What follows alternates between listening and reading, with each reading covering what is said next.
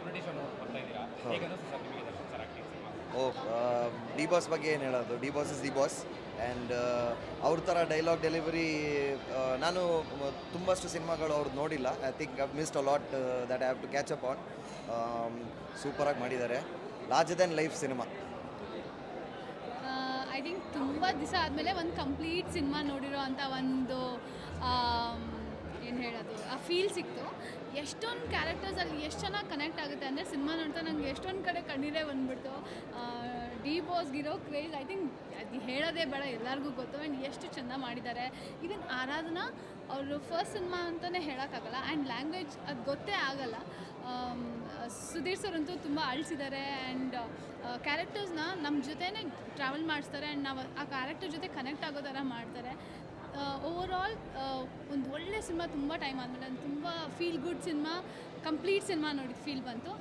ಖುಷಿ ಆಯಿತು. Kaatera 3 hour cinema ನಿಮಗೆ ಎಲ್ಲೂ ತುಂಬ bore ಅನಿಸ್ಲಿಲ್ವಾ?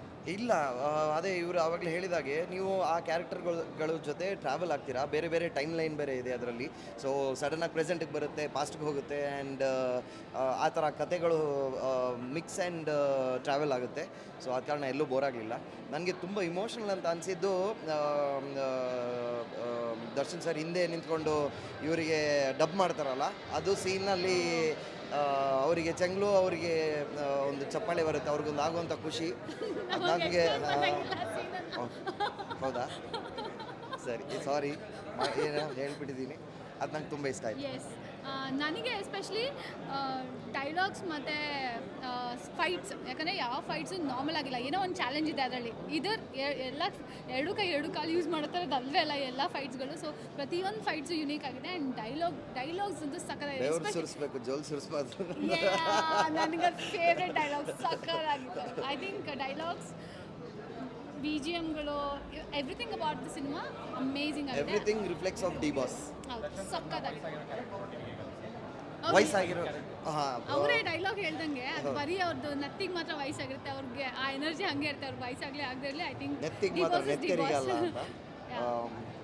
Complete justice sir. Sir ಇದ್ರ ನಡುವೆ ಥಿಯೇಟರ್ಗಳು ತುಂಬ ಫುಲ್ ಆಗ್ತದೆ, ಹಾಂ, ನಿಮಗೆ ಗೊತ್ತಿರೋ ಹೌದು ಹೌದು. ಆ ಕಿಡಿಗೇಡಿಗಳು ಅದ್ರ ಮಧ್ಯದಲ್ಲಿ ಫೇಕ್ ಕಲೆಕ್ಷನ್ ಮಾಡ್ತಿದ್ದಾರೆ, ಇಲ್ಲ ಮತ್ತೊಂದು ಹೇಳ್ತಿದ್ದಾರೆ, ಅದ್ರ ಬಗ್ಗೆ ನೀವು ಏನು ಹೇಳ್ತೀರಿ? ಐ ಥಿಂಕ್ ಅವರಿಗೆ ಬೇರೆ ಕೆಲಸ ಇಲ್ಲ ಅಂತ ನನಗನ್ಸುತ್ತೆ.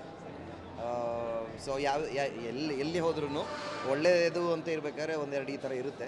ಸೊ ಅದು I think we shouldn't ignore ಮಾಡಬೇಕು ಅದನ್ನು.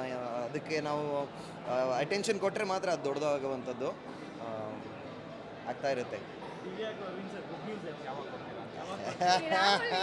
ಕೇಳಿಲ್ಲ ಅಂದರೆ ಅವ್ರ ಇಂಟರ್ವ್ಯೂನೇ ಕಂಪ್ಲೀಟ್